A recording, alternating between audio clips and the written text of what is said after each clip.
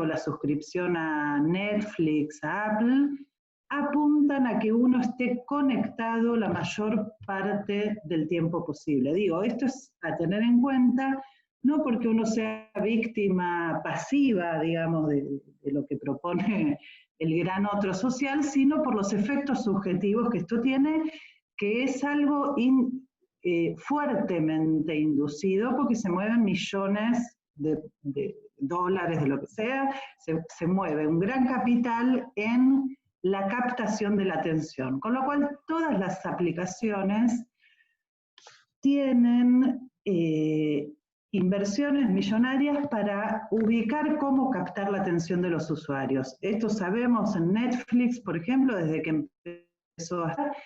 Esto son datos que se manejan, o sea, se sabe que una persona después de determinada persona después del cuarto capítulo o a las 3 de la mañana o cuando termina el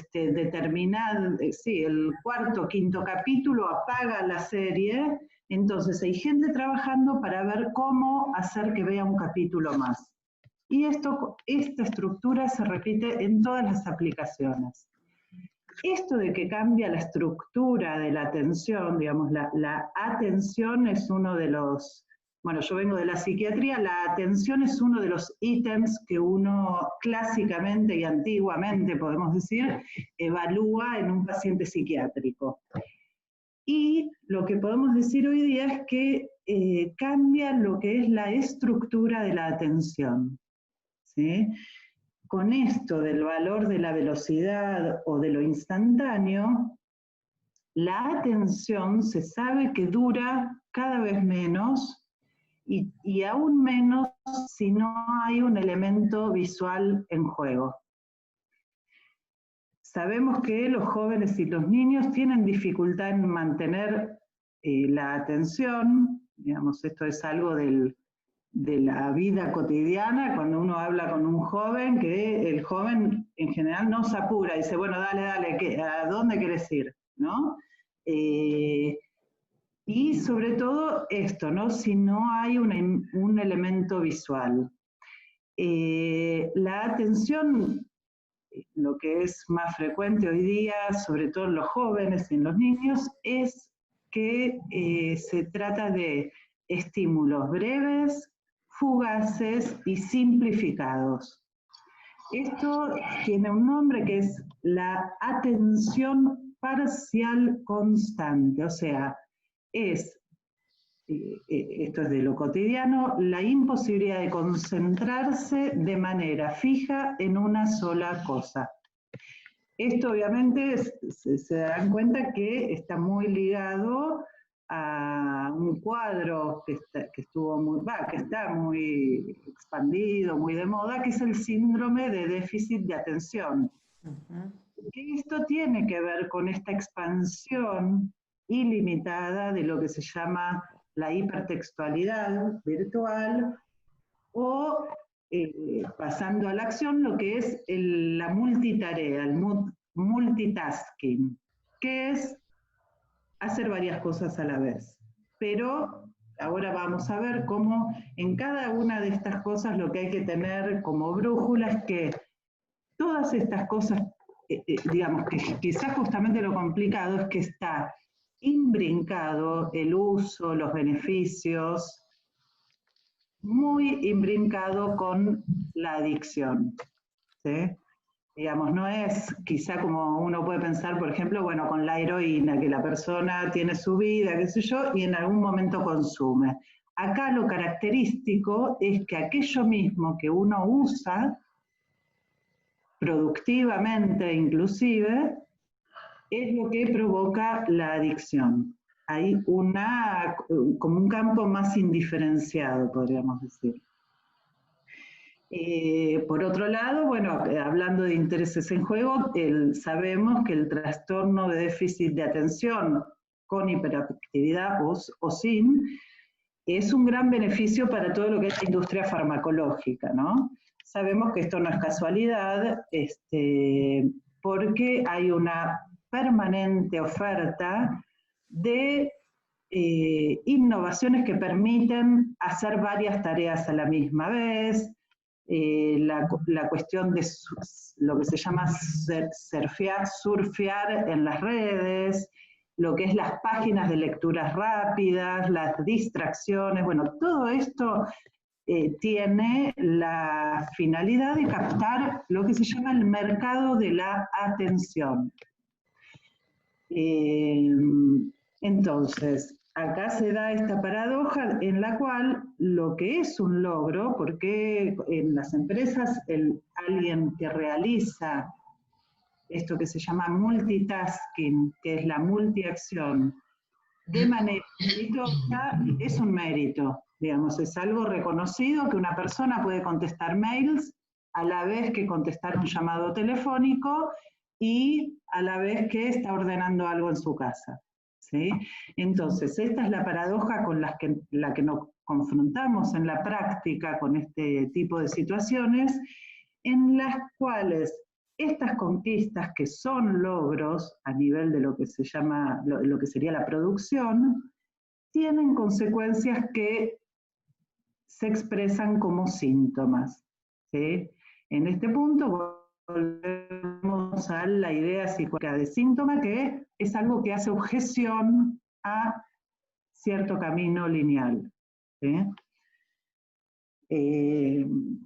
Esto, digamos, en lo cotidiano uno lo ve, que personas que quizás son muy exitosas en una empresa con 800.000 actividades paralelas, de repente empiezan a tener un síntoma. Bueno, respecto a esto, obviamente se darán cuenta que hay como un continuo, digamos, no hay una línea de separación tajante, sino que un continuo con lo que es una conducta adictiva. ¿Cómo se pone en juego la cuestión de las adicciones con esto de las tecnologías actuales, digamos? Una cuestión interesante es que las aplicaciones de hoy día, en lo que se basan es en el diseño que fue hasta hace un tiempo el más adictivo, que es la lógica y el diseño de las máquinas tragamonedas.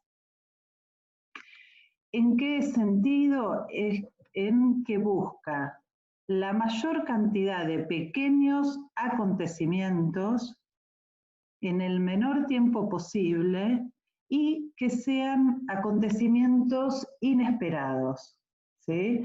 Esto en la industria del juego se llama event frequency, que es frecuencia de eventos, que a nivel neurocientífico lo que podríamos decir que son como picos de dopamina, o sea, pequeños eventos inesperados en el menor tiempo posible. Y que se sabe que tienen que ver también con una liberación de neurotransmisores, como, bueno, cualquier situación de la vida que genera algo de emoción. Entonces, este mecanismo, el de mucho en poco tiempo, es lo que genera la adicción. Y esto que es interesante, que es lo que se llama intervalo variable, que es que uno no sabe qué va a pasar, ¿sí? O sea que uno cuando usa una aplicación va al encuentro de cierta cuestión que no sabe lo que va a pasar. ¿En qué sentido?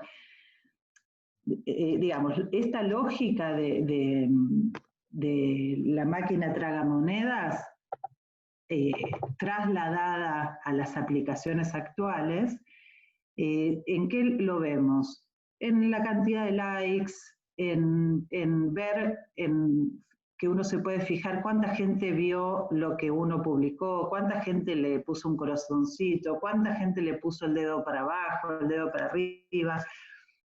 O sea, esta especie de aceptación, que tiene algo de ilusorio, quizá como toda aceptación, pero bueno, habría que ver si acá no es un poco más, genera adicción, genera esta cuestión de querer permanentemente ver si se sumó un like, si no se sumó, si se restó, etc.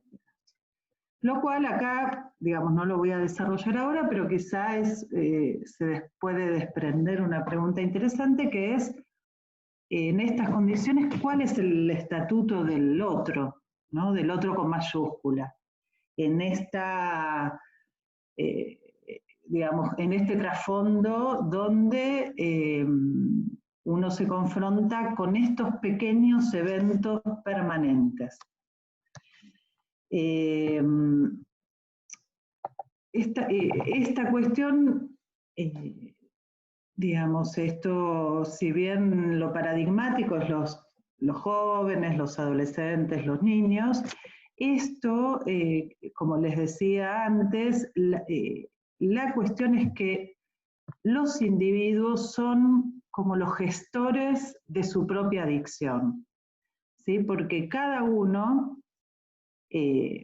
digamos, así como sea incluso con juegos más clásicos, tipo la ruleta, ir al casino, o las drogas, etcétera, es como que hay un campo donde uno ubica que lo peligroso, lo que uno tiene que evitar está en determinado lugar o en determinada situación. Hoy día lo que nos confrontamos es que cada uno gestiona su propia adicción y esa adicción está en el mismo lugar, en el mismo momento en el cual está la vida cotidiana e incluso la actividad productiva de cada uno. De hecho, bueno, esto, lo que nos está pasando ahora, digamos, estamos usando una herramienta para algo, digamos, laboral, pero esta misma herramienta es la que genera adicción, ¿sí?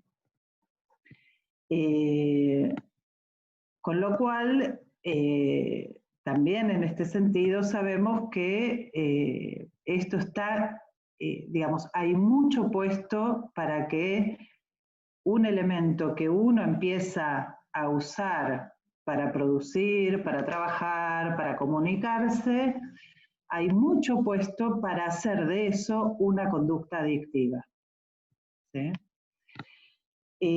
Una cuestión a tener en cuenta es que la adicción no tiene que ver con el contenido de las aplicaciones, ¿sí? En este sentido hay una frase de una periodista muy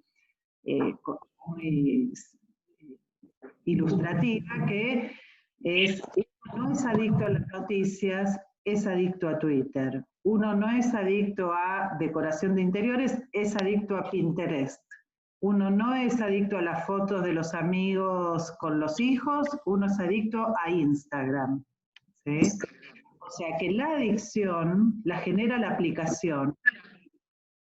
Y tiene que ver con esto que les decía antes de los loops de dopamina, de la satisfacción inmediata y de la facilidad que Freud mismo hizo una distinción entre lo que es la satisfacción inmediata y la satisfacción a largo plazo.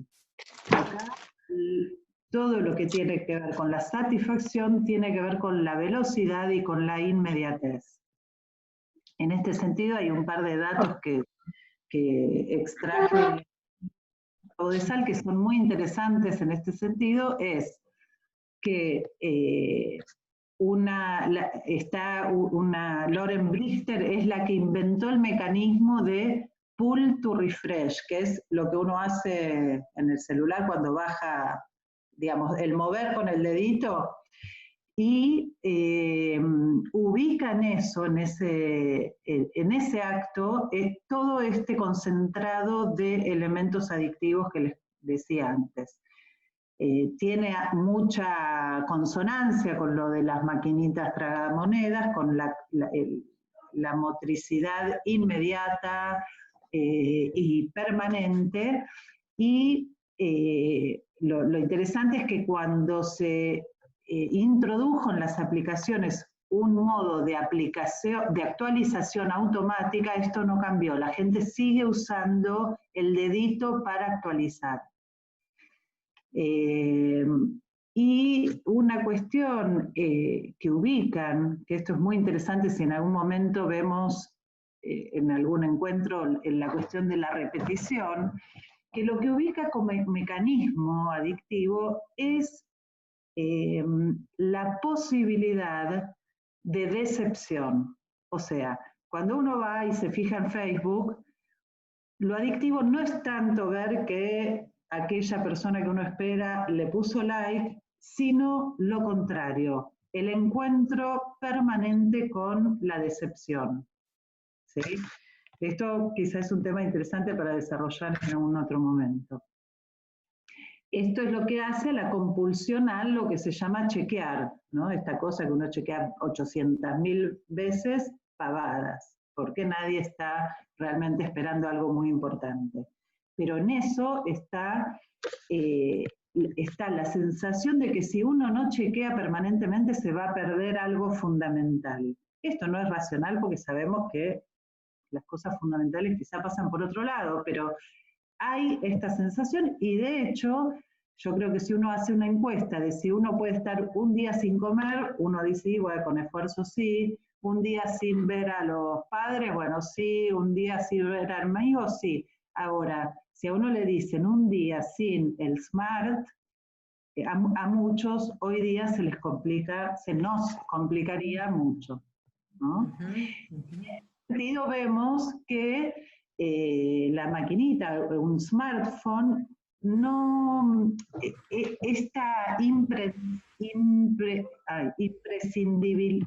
que sea imprescindible, no se explica solamente por las funciones, porque las funciones, digamos, no generarían este nivel de ansiedad y de malestar, sino que habría que empezar a pensar a estos objetos como objetos, digamos, en lenguaje freudiano, condensadores de libido, o en lenguaje lacaniano, objetos de goce.